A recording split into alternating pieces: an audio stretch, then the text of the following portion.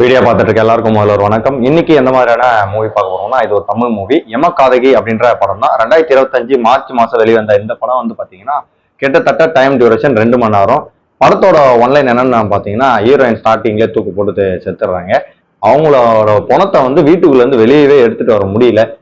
ஏன் எடுத்துட்டு வர முடியல, எதுக்காக எடுத்துட்டு வர முடியல, இதுக்கான காரணம் என்ன அப்படின்றதான் படம் ஸ்டார்டிங் டு எண்ட் வரைக்கும். இதுக்கு நடுவுல வந்து பாத்தீங்கன்னா அந்த வீட்டில் இருக்கக்கூடிய ஒரு கிரீடம். அது என்ன கிரீடம் பார்த்தீங்கன்னா சாமியோட கிரீடம் தான். அதை யார் எடுத்துருவோம் பார்த்தீங்கன்னா ஹீரோயினோட பிரதர் தான் வந்து சாமி கிட்ட இருந்து அதை திருடி அடகு வச்சு சில விஷயம் ட்ரை பண்ணுவாரு. ஆனால் அது ஃபெயிலியர் ஆனதுக்கப்புறம் திருப்பியும் அந்த கிரீடத்தை வந்து மூட்டு அவங்களோட வீட்டில் வச்சிருப்பாரு.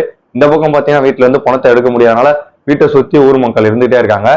திருவிழா வர ஸ்டார்ட் ஆக போறதுனால சாமி கிரீடத்தை எப்படியாவது வீட்டுக்குள்ள இருந்து எடுத்துட்டு போய் அங்கே வைக்கணும்னு சொல்லிட்டு இருக்கக்கூடிய அவங்களோட பிரதரு ஒரு பக்கம், ஏன் என் பணத்தை எடுத்துட்டே வர முடியல அப்படின்ட்டு இன்னொரு பக்கம் வந்து அவங்க வீட்டில் இருக்கிறவங்களுக்கும் சந்தேகங்கள் இருந்துட்டே இருக்கு. அதுக்கப்புறம் அவங்கள பத்தி காமிக்கக்கூடிய சில விஷயங்கள் இந்த படத்தை அடுத்தடுத்து என்கேஜா எடுத்துட்டு போகுது. இந்த படத்தை வந்து டைரக்ட் பண்ணது வந்து பாத்தீங்கன்னா பிபின் ஜார்ஜ் ஜெயசீலன் அவர்கள் டைரக்ஷன்ல வெளிவந்த படம் தான் யமகாதகி. ஜெயசீன் ஜார்ஜ் மியூசிக்ல வெளிவந்திருந்தது. அது மட்டும் இல்லாம ஹீரோயினா வந்து ரூபா பண்ணியிருந்தாங்க. இவங்க தான் 2 மணி நேரத்துமே படத்தை நம்மளுக்கு என்கேஜா கொண்டு போறதுக்கான ஒரு முக்கிய கதாபாத்திரத்துல இருக்கிறாங்க. அதுக்கப்புறம் நரேந்திர பிரசாத் இவரோட லவரா வந்து காமிச்சிருக்காங்க. சில சீன்ஸ் தான் அவர் வராங்க, பட் ஆனா அவர் காமிக்கிற சில சீன்ஸ் தான் ரொம்ப சூப்பரா இருக்கு. அதுக்கப்புறம் ரூபாவோட அம்மாவா நடிச்சிருந்தவங்க, அவங்களோட ரோல் ரொம்ப சூப்பரான ஒரு ரோல், பக்காவா இருக்கும். ஃபேமிலியா சேர்ந்து ஆக்ட் பண்ற ஒரு விதமா இருக்கட்டும். அதுக்கப்புறம் டோட்டலா ஊர் மக்கள் அந்த ஊர்ல இருக்கக்கூடிய பழக்க வழக்கங்களை பத்தி சில விஷயங்கள்லாம் டோட்டலா காமிக்கிறப்ப அதெல்லாம் நமக்கு புதுசாவே தெரிஞ்சிருக்கும். ஸோ இது எல்லாமே சேர்ந்து இந்த ஒரு படம் தான் யமகாதகி.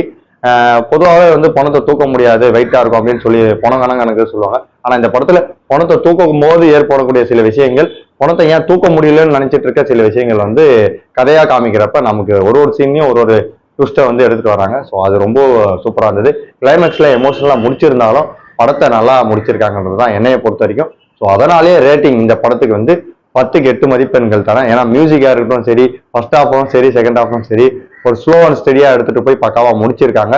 எங்கேயுமே வந்து என்னடா பணம் இப்படி இருக்குது மொக்கையா போகுது அப்படின்னு சொல்ற அளவுக்கு நமக்கு வந்து மைண்ட் செட்டை வந்து உருவாக்கல. ஸோ அதுதான் இந்த படத்தோட ஒரு பிளஸ் பாயிண்ட்.